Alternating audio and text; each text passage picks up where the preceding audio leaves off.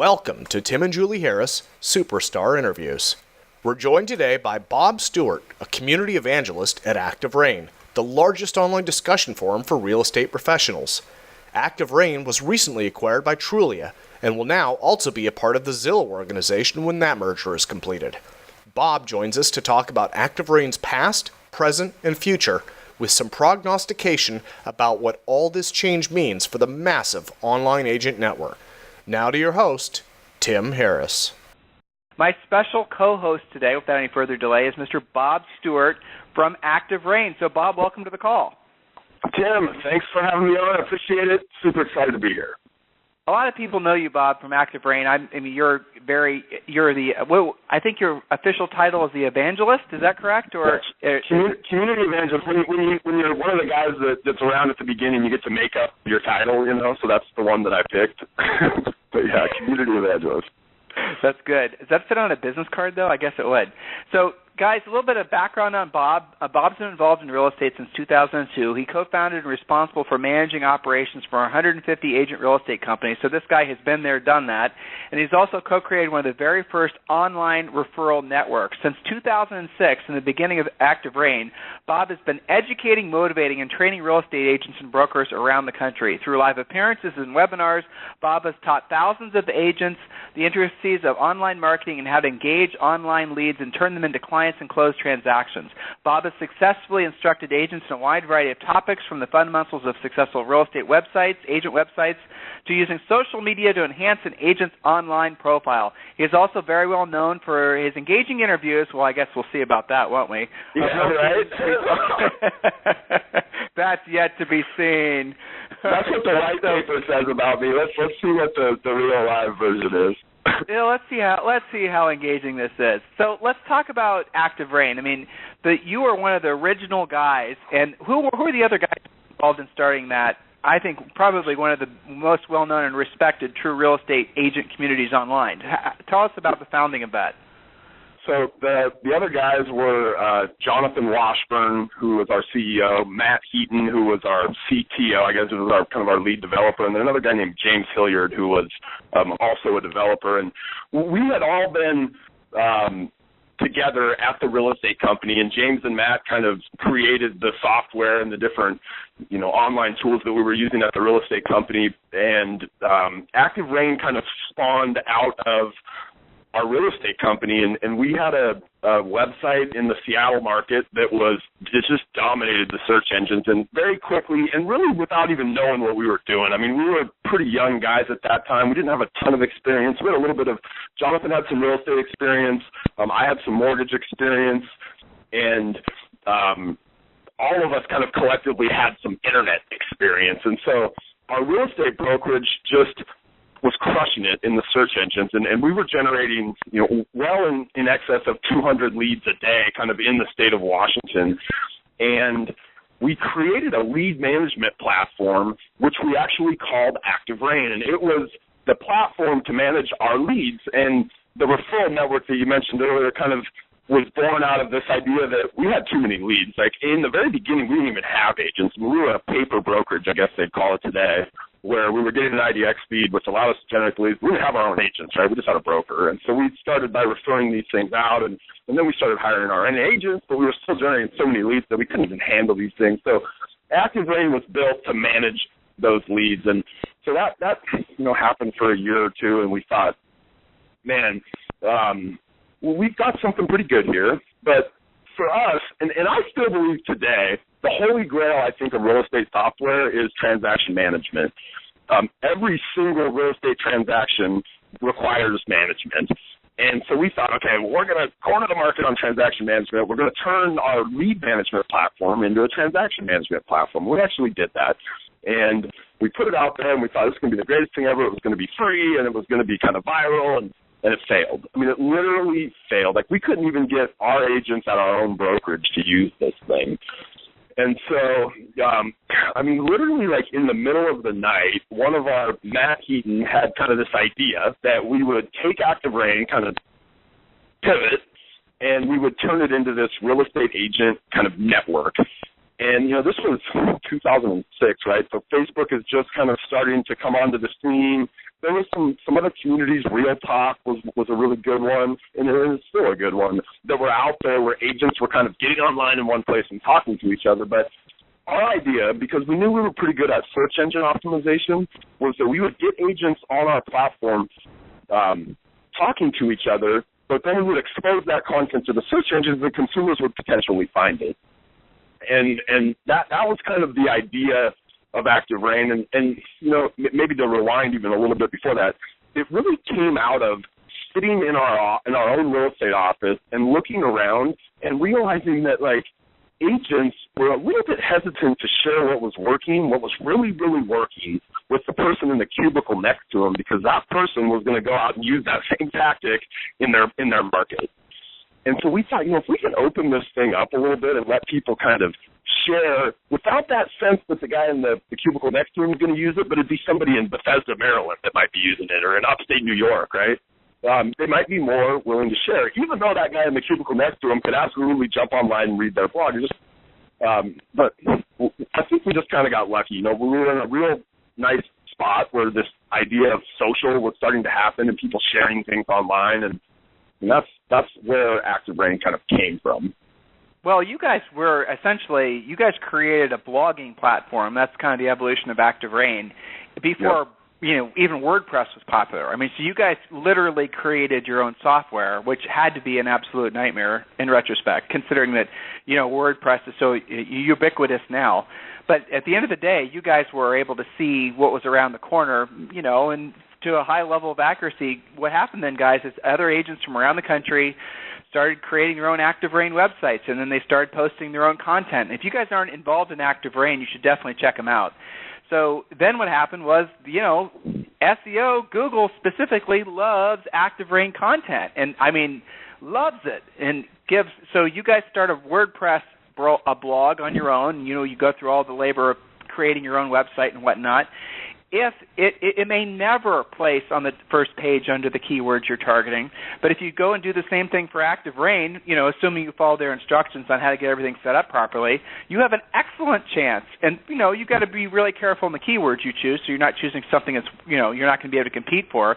But you have an excellent chance of within the first, what would you say, realistically, if they follow your instructions on how to set up an ActiveRain site, 60 days, 90 days, they can start seeing placement? I mean, they can start seeing placement within 24 hours. But here's the thing, and that would be on some very specific keyword.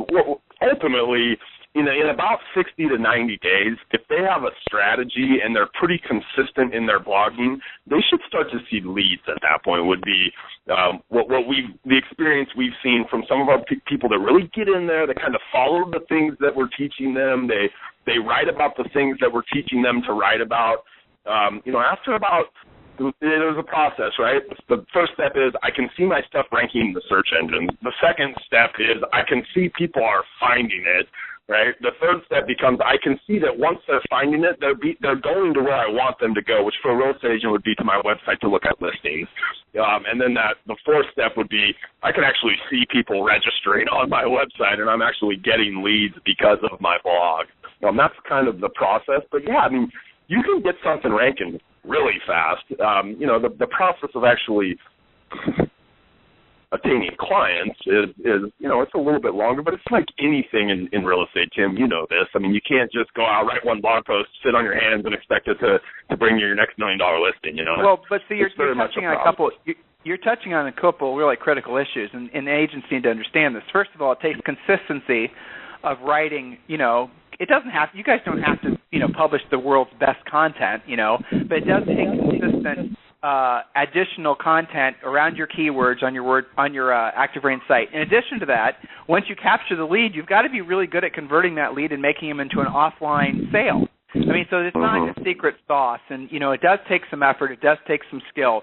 But at the end of the day, what you do if you do this consistently and make it part of your weekly, monthly, daily plan, however you want to do it, you do build up this wall of content around your specific targeted keywords that really is it's there forever as long as you keep on reinforcing the message to Google specifically that this is still something that you're investing in. In other words, if you're going to be focusing on, say, for example, New Albany, Ohio, or New Albany Country Club, Brandon neighborhood or whatever, I mean, that would be a great set of words to drill down on because, Realtor.com and Homes.com and all these other big, companies, they're not going to care about those long tail keywords.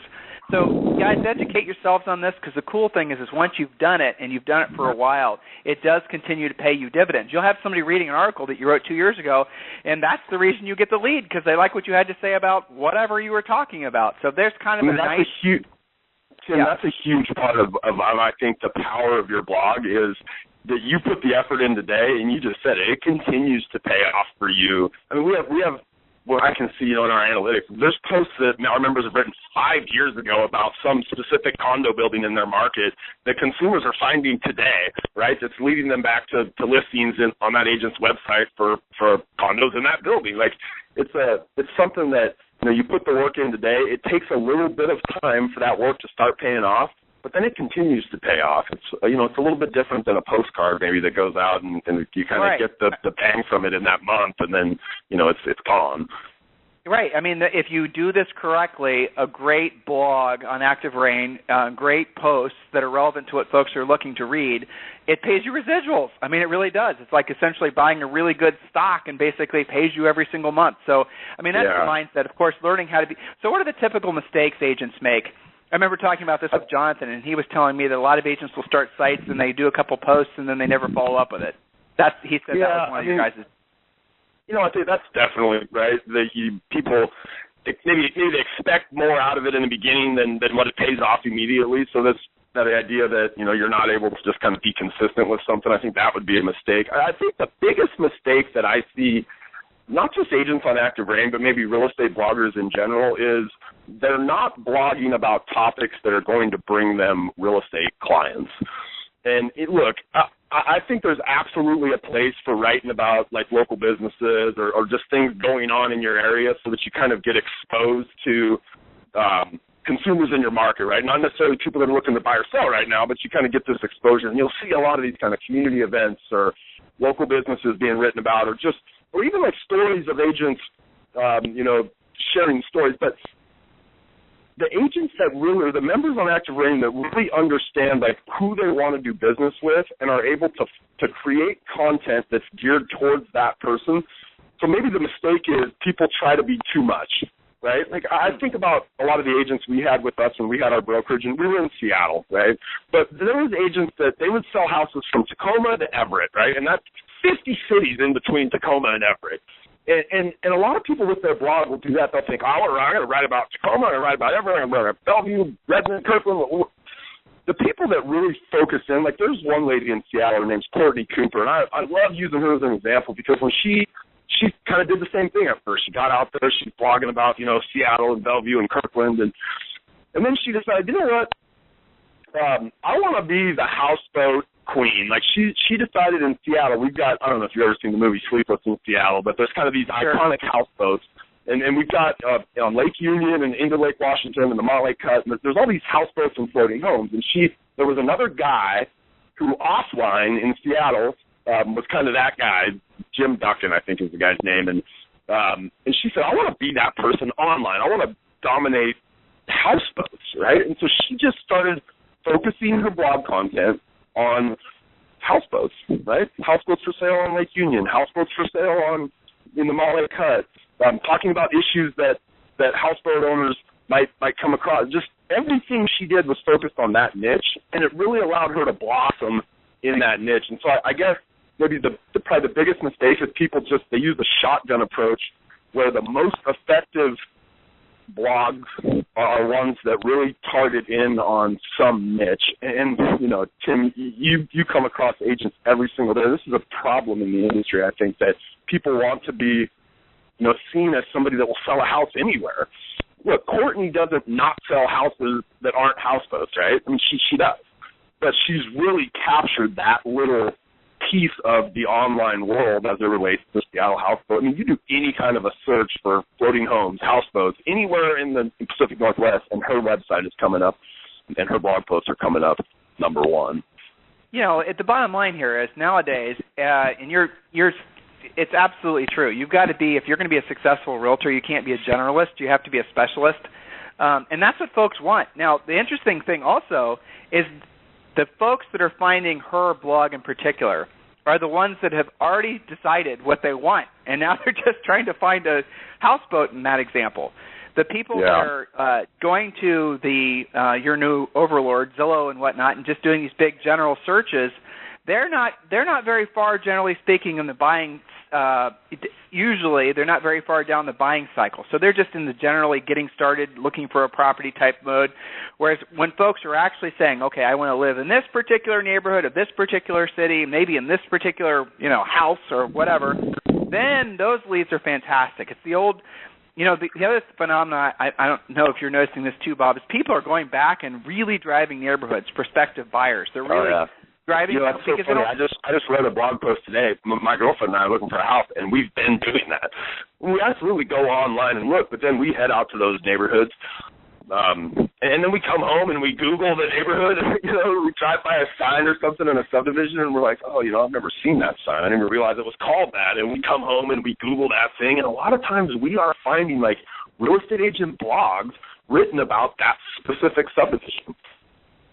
Well, and see, that's the thing. Where ultimately, if you're going to be if you have a plan of being successful in this business long term, that's your mindset. You have to be a really specialist on a specific thing. And yeah, sure, it's entirely possible that means you're not going to get some transactions that would have otherwise happened in a different market, whatever. But it's easy to focus in. Now, don't make your area too small. I mean, realistically, there has to be thousands of homes in the area that you're deciding to focus in on. Because if it's too small, there literally won't be enough sales velocities, and you won't make any money. So you just touched on something very interesting, and you're in this world, you're breathing this every day. And so, do you get the sense that there is almost a rejection of, or the beginning stages of people in their 20s and 30s who've grown up with the internet, who've grown up being wired, who've grown up being told that everything is done online, who are almost like rejecting that and looking for something more real, looking for like something that's a little bit more I don't know how to tangible. Tangible. I mean, I noticed in Austin, let me give you an example. I'm a car nerd, right? Okay. So I noticed in Austin that there are guys that I'm 44, and there are guys that are 24 now that are getting really interested in the types of cars that maybe their grandfathers would have been interested in. There's like in Austin, which is one of those cities like L.A., like New York, like Miami, where you see the starts of trends that then expand. And I'm seeing this return to people wanting to reconnect with analog, reconnect with tangible, like you said. Is that just my observation, or is that something you're seeing as well? I think that as it relates to the real estate industry, like there's so much information out there. I mean, it's literally just like if you go on Trulia or Zillow and just look at the stuff they have on like one of their listing pages. There's just so much information, and my girlfriend and I were talking about this all the time as we're going through. I may have lived in one place, like in Seattle. I lived in Bellevue for 12 years. I knew every neighborhood in Bellevue, but I literally could have gone to the next town, let's say Renton, and I don't know the neighborhoods in there. I don't know. And so I go online and I start to look for information, right? But there's so stinking much of it, Tim, that it's a deluge, right? After a while, it just becomes, it's almost like just a fuzzy screen. And I think that maybe that return that you're talking about is people needing somebody to interpret that for them, or at least that's how I kind of see it in real estate, right? And I think the agents that really look at a place like Zillow or like Trulia, the people that look at those with an adversarial manner, I don't think they understand that, like, at the end of the day, consumers still need that local on-the-booth expert to interpret all of this data that that's been shoved down our throat for the 12 months that we investigated where we wanted to live, right? And so somebody that can take kind of all of that stuff that we think we know as we show up and really put it in context so that I feel like, wow, this person added value, like that they were able to help me just make sense of all of this neighborhood data and this crime data, all this. So I think maybe that's where there's kind of this look, in our world, the data is out there, and every day there's some new company promising some great way to make the data even better. But at the end of the day, like, I mean, we've been experiencing this. Like, I need somebody to kind of guide me, right? Because there's so much. Like, it's not my full-time job to look for a house. If it was, maybe I could make sense of all of that stuff, but it's not, right? So, yeah, I mean, I think that, you know, the more connected we get, the more wired we get, the more data that we have in our face, the more people kind of long for just somebody to help me make sense of all of this, if that makes sense. You know, you're touching on something very interesting. The visualization I was getting while you were talking was like a pendulum swinging. You know, back in like when Zillow came online and Realtor.com and all that, you know, there was sort of this pendulum that was swinging towards agents becoming almost like junior league technologists. And I'm hearing what you say, because there's almost an over and abundance. There's almost like an oversaturation of data. And now maybe the pendulum is swinging, the consumer preferences are swinging back in favor of that direct contact, you know. So it's fascinating to me to see agents struggling with, okay, I got my CRM built, I got my drip system built, I got my this, that, the other, and it's not working like it used to. I see this all the time when I'm talking with folks that are considering hiring us to be their coaches. And they're saying it's not working like it did, and they assume there's something wrong with them, right? It was working before, and now it's not working. There must, you know, they actually have taken it personally. And it's like you guys were smart back then to be in front of the curve and become online, you know, get online and figure out how all that stuff works, at least at some level. And now the new trend may be, I'm not so sure, but I think the new trend is going to be what Bob and I are talking about, basically becoming someone who can take all that data and set it aside and just basically focus one-on-one with that client and really provide a high-level service that says this is all nice information and static, but at the end of the day, it's almost overwhelming.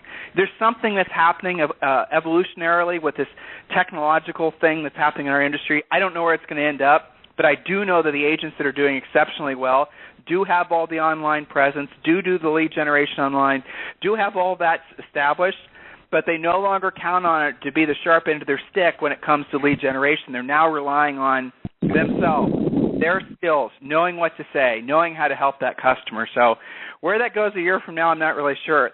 Speaking of things that have changed really quick, so as of last week, I guess you're tentatively now working for Zillow. What the heck is happening? ActiveRain, then it got Market Leader, and then Trulia, and then Zillow. I mean, who's left? I like to think of it as we're just a very valuable commodity. But, I mean, the reality is, you know, ActiveRain in the scope of, like, Trulia's acquisition of Market Leader, a very small piece. I mean, a very small piece. But, and then in the scope of Zillow's acquisition of Trulia, obviously even a minute piece almost. But, you know, there's interesting stuff going on in the industry right now. And, you know, I can't talk too much to the Zillow acquisition. I mean, I literally, and most of us heard about it the day everybody else heard about it. I mean, there was the rumors the week before. But, you know, we heard about it officially just as everybody else did. And really, we don't know what even sitting here, I don't have any inside knowledge on what the future of that is, right? That thing will close in 2015, and having just gone through the Trulia acquisition of Market Leader, when we were told about that originally, and everybody found out it was going to be, hey, you know, it's going to be sometime in the future that we start to look at how these two things come together, and you know, a similar thing is happening now, right? We all know about it. But it's going to be sometime after that thing closes that they start to think about how this thing's going to come together. You know, for me, I have a completely different take on the Trulias and the Zillows of the world. And if you have a minute, I'd love to share it. I would love it. Let's hear it. Okay, so, you know, I mentioned our real estate brokers and the fact that we dominated the search engines. And search was a lot different, you know, back in the mid-2000s. But we dominated it, and we were a broker inside of the Northwest MLS in the basically Washington State, and we didn't have any agents. We didn't have any listings, but we had an IDX agreement and a broker that allowed us to get these listings and put them online. And so what ended up happening in that scenario back then is we got all the leads, right? The listing agent didn't get the leads. Not like the IDX had a thing where we had to put the listing broker's name on the page somewhere, and we put that at the very bottom of the page so no one would ever see it, right? And we were able to generate leads on, you know, using these other brokers' listings. And not only that, once we started hiring agents, then we were actually able to recruit agents away from those other brokerages having used their listings to generate the leads we were using to recruit them. So when I listen to people look at like Zillow and Trulia and they say, things like, oh, they're taking our leads and they're taking our listings and they're selling our leads back to us. Well, first off, they're not taking the listings, right? The listings that get there are sent there, right? Either the broker makes the decision, the brokerage makes the decision, the MLS makes the decision, or the agent themselves makes the decision to send the listings there. But think about for a second what would happen if those disappeared. Right? If those big boys disappeared, Zillow, Trulia, and Realtor.com is really a part of that too, even though it's got the NAR branding behind it, and agents not in the know kind of look at Realtor.com, but they do the same thing, right, as these other portals. If those were to go away, what happens? It's not like all of a sudden that one agent who has a crappy web presence is going to start getting leads on their listing, right? What's actually going to happen is one agent in that market is going to now be number one in the search engines. And in a lot of markets, it would end up being somebody like Redfin, a competing brokerage with you. Or it would end up being Remax. But those brokers who get the leads, they're not just turning them over, right? They're taking it like, NRT just announced their whole web campaign strategy that ends up being like a 35% referral. So the idea that these companies, these portals are taking the listings and selling the leads back, and if they were to just disappear, everybody would get the leads on this. That's just not the case. The people who should be really upset about these guys, that's funny enough, are guys like Sam DeBoer. There's a guy in Seattle, Sam DeBoer. That guy ranks on the first page for almost every single search. His website does. If those big guys weren't around, he would be number one. But guess what? He's not lamenting that. He doesn't care. Right? He just keeps working his butt off, and he gets plenty of traffic in that third position, or, in some of the long-tail searches, he's definitely number one. But this idea that we look at these guys as adversaries, I don't know. And I think a lot of that is framed by the... Well, but hold on, Bob. This is a popular topic on our radio show, and they are adversaries. Okay. Of course they are.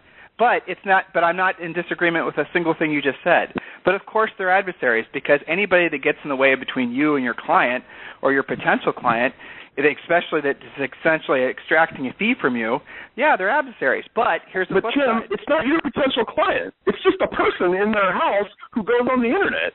And well, had they not. But Bob, listen. I love you guys. I'm going to look at. Julie and I used to sell a crap ton of houses. And here's how this is going to evolve. This is how it's going to play out. In my humble, reserving the right to be totally wrong opinion. Okay. So Zillow is going to have to get into the referral fee business for listings at some level. And from a boots on the street real estate agent's perspective, that inevitably what will happen is you'll have this relationship with your centers of influence and past clients, and they'll somehow have connected through. It happened with NRT. It happened with relocation. I'd get great past clients, and they'd all of a sudden get hired by some other company, and there'd be some relocation company that'd call me up and say, if you want to list the house of your past client, you got to pay us 40%. What? That was my past client. That's my neighbor. And see, that's what happens. And when that happens, mark my word, when that happens, there will be an actual backlash from the industry. On the buyer agent lead selling side, I actually truthfully think that Zillow and Trulia have done the industry a huge favor. Because the fact is they have, especially Zillow, if we're being honest, they've done an exceptional job of delivering a brilliant consumer experience that, frankly, Realtor.com should have done but didn't. So Zillow did, and it's incredible. I use their stupid app on my phone. I love it, okay? Yeah. So the reality of it is... I can now publicly say so do I. Yeah, no, okay. Well, it does. It works. It works great. So that's something that our industry, vis-a-vis through Move.com, should have done, and they may do it, or NRT might, Realogy might, who knows, right? But at the end of the day, if it wasn't for Zillow and Trulia and Realtor.com, there would be a lot of agents that would be starving big time because they wouldn't have any source of leads. These agents that haven't learned how to be listing agents, that have to buy buyer leads, who literally, that's really the only source of business. And, for some agents it works great. I've got coaching clients, especially on the mortgage side right now, interestingly enough, given your background, that love the new program that Zillow just came out with where they kind of partner with an agent and all that. That seems to be working well. So is it universally bad? No, of course it isn't.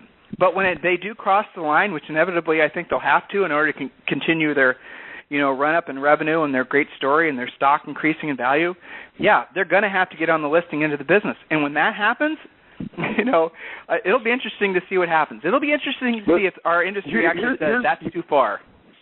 Okay, so here's my take on, and this is with absolutely zero inside knowledge at all, but when I just look at, and this is before Zillow even made the announcement about you, when I look at their business, they understand that people only buy and sell a house once every 7 years, right?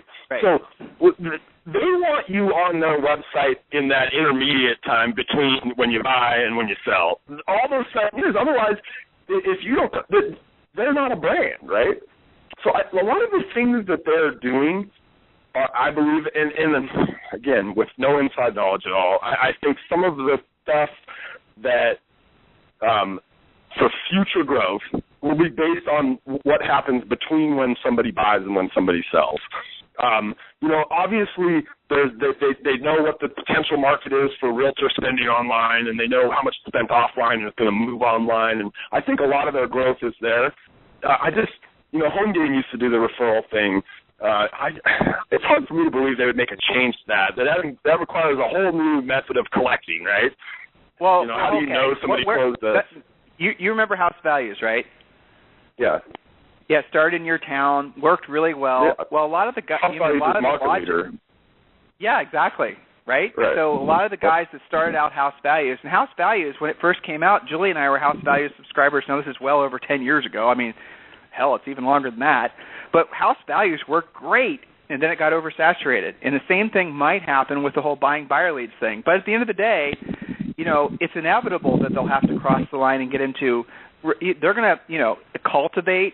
They're going to then, essentially check for the motivation of the seller, and then they'll and you know what? In that exchange, if they're actually generating the lead, calling the lead back, checking the lead for motivation, and then referring that lead off to an agent, that, in my mind, is a valuable service that agents should consider paying for. Truthfully, you should pay for a referral from a really great listing lead. You should. If Bob and I are selling real estate, and I send a lead to him, and I expect him to pay me 25 or 30%, and he'll do it happily every single time. And as an industry, we've agreed that's an acceptable practice. Yeah, exactly. Are we willing to do it with somebody that's not really in the industry is the question, right? But that's the question. I think the growth in Zillow, though, is not going to be on the backs of brokers and agents. I really think at the end of the day, they have a lot of focus. And, again, I don't know this. It's just if it was my business, this is how I would be looking at it. They have a lot of focus on that time between when you buy and sell. Think about all the stuff inside of that cycle that if every time you thought about something in your house, you went to Zillow to get the answer for it. Think about what you could sell around that. Think about who else becomes potential advertisers for you. There's a lot in that. And I think that their 10-year plan has to do more with that than it does with squeezing every last dime out of a broker or a real estate agent that they can. Well, someone I interviewed, I'm sorry I'm having a brain fart right now, but a really brilliant guy who's a broker in California. Hopefully Tim Ventura, who's my admin for this call, will chime in and tell me in chat what his name was so I can give him credit for this thought because it certainly wasn't mine. But he used to work for, I think it was LoopNet. He was one of the executives or the founders or something. And what they started doing is charging the users, as in not the brokers putting the content on their website, but actually charging the folks that wanted to look at the content. So as you just said, there's probably not a whole heck of a lot more revenue that can be squeezed out of the agents because every study that's ever been done says there's as low as 150,000 and as many as 300,000 agents that can afford to spend anything, let alone Zillow's average monthly ticket, which is around $300. So you're dealing with a tiny market, and Zillow and Trulia have 100,000 users now, right? So the reality of it is maybe the money's to be made, exactly what you just said, starting to provide really quality content that consumers are willing to pay for. There's videos I watch on YouTube. I've been watching them for years. I go and click on a video to watch, and now it wants $4.99 a month. I mean, there is a precedent for charging for valuable content. So, Bob, honestly, I hope you're right. I honestly hope you're right because you're right. As soon as they I just think there's so much opportunity in that time when a consumer's not buying or selling, but they're still thinking about their house. And I think at the end of the day, Zillow wants to be that place you think about when you think about your house. literally, whether it's changing my carpeting, whether it's painting the outside, whether it's, seeing what it looked like with a pool in the back. Like, I don't know. There's just, when the way technology is moving at such a breakneck speed, like what we can do in our house today and how we can plan that and online is, I just think that's where they want to be, and there's a lot of growth. I totally agree. I think, actually, Bob, I think that's brilliant. It's a great way for us to wrap up the radio show, because you know what?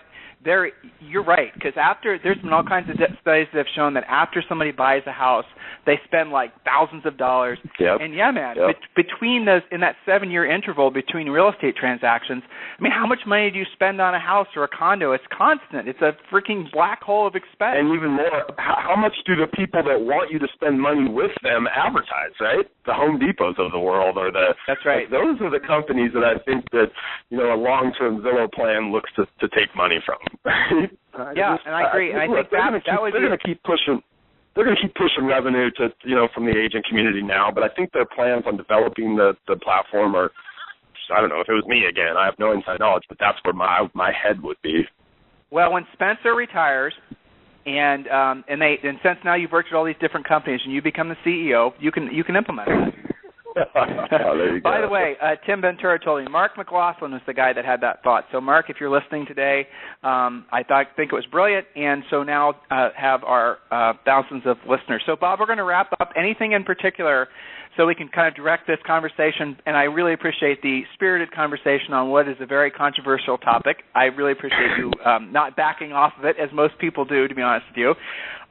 So let's direct this back to ActiveRain. We're supporters of ActiveRain. I don't know if you know this, Bob, but we're the first advertisers on ActiveRain. We actually had to talk you guys into doing it. I do know that. Yeah. You guys have to call us. So we need to think about renewing our ads again. But in any event, so yes, guys, consider ActiveRain. You guys ask me all the time, Tim, I need a website. No, you don't. Consider an ActiveRain blog. And so you have different levels of financial involvement. Let the listeners know how they can get involved with you guys. So ActiveRain's free to go in and set up a profile and start blogging or commenting or interacting with the 340,000 other real estate professionals that are there. But and that's free. We have one product, and it used to be $49.99, and one of the advantages of having Stewart and Mark Leader on the team and now Zillow is it's now $19. So for $19 a month, that gets you what we call a Rainmaker account, which allows the content that you create to be made public, be indexable by the search engines, let consumers be able to find that stuff. It makes the links that you would point back to your website follow links so that you can get some SEO value out of the content you create back to your own website.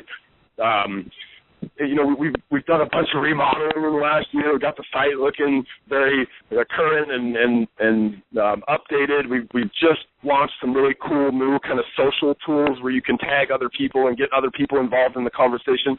But look, even if you're not somebody that says, I'm going to start a blog, right? I want to start writing content.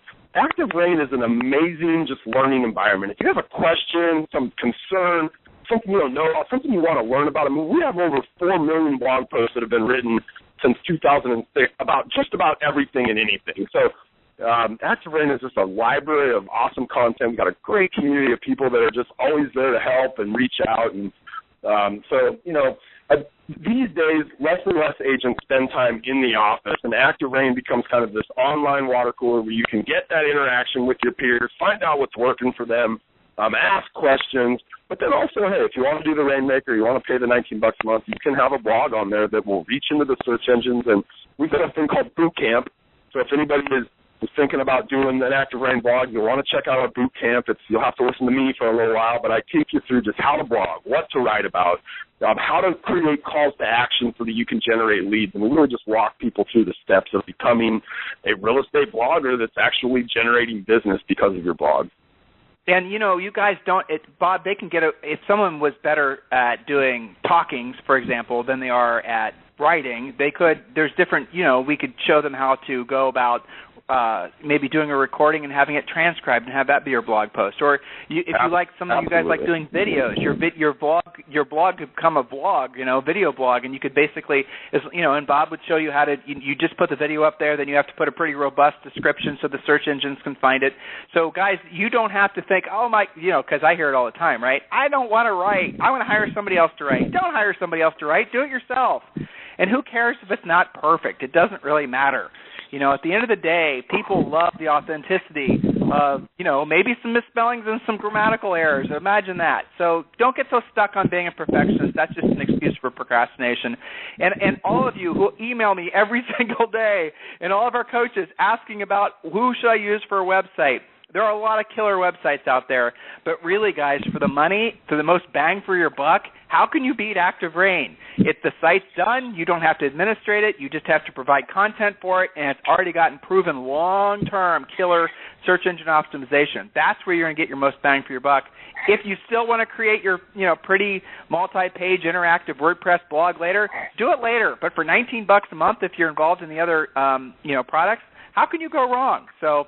Anyway, one of the things that a lot of our members have WordPress blogs now. They still participate on ActiveRain, but it's a commitment. And to go out like a WordPress blog, you're either going to learn how to set it up yourself, which is going to take you a lot of time, or you're not. You're going to hire somebody. Or you're going to or you're going to pay somebody. And then if 2 months from now you get burned out and you realize I'm not a blogger, well, you just wasted that $700 it costs you to get the WordPress blog set up or whatever it is, right? So in a lot of cases, ActiveRain becomes just kind of this proving ground, right, where I can get content ranking in the search engines, but I can prove to myself, like, is this something that I want to do in my business Bob, without a big investment? But here's the bottom line. Here's what to think about, right? So if you ask an agent, and I do this all the time, so why do you want a website? I ask that question. And they'll always say, well, because I think I have to have one. Okay, you have to have one. I kind of agree. It's an online brochure. So what is your point of having your website? Well, I want to, generate leads. Okay, so if you want to generate leads, you can go and do it on your own. And for you to do it on your own, you're going to have to do, and the list is like endless. Or you can go to ActiveRain and you basically can probably start generating leads, as Bob said, within a week. I mean, if you're honest. Now, can you make a prettier looking website not using an ActiveRain site? Yes, you can. If your goal is to make money and generate leads, then your answer is pretty clear. Anyway, so go to ActiveRain. And basically from there, click on, where do they click on the website? It's pretty obvious. If they've never been on ActiveRain before, up in the top right-hand corner, actually, when you land on the homepage, ActiveRain.com, there's a form right there that somebody could fill out to create an account, and you'll be off and running. We'll send you an email, I don't know, every other day for the first week, kind of letting you know what's going on, and inviting you to some of the different trainings and stuff that we have around the site, and getting you the resources that you need. You can always reach me. I'm Bob at ActiveRain.com. I get the distinct pleasure of interacting with our members on a daily basis. That's part of what being the community evangelist is. And so I'm always here to help anybody who's really I love nothing more than getting a real estate agent on the phone who I can tell just is going to do this, and then they're the type of people that once a week I get a question or two from them for the first 2 months, and I get them some good answers back, and 3 months later I turn around and look, and they're sharing a success story. So yeah, man, that's awesome. And they're making money, and they're helping people, and it reinforces itself. I mean, the secret sauce to making this work, guys, is consistency and making a long-term commitment to it. It's like anything else. It's going to probably, realistically, for you to have a substantial presence around your keywords, it's going to take consistent effort that's going to last, take 6 to 12 months. Have that in your mind. But it's going to be worth it because it pays. And what else can you do real estate marketing-wise?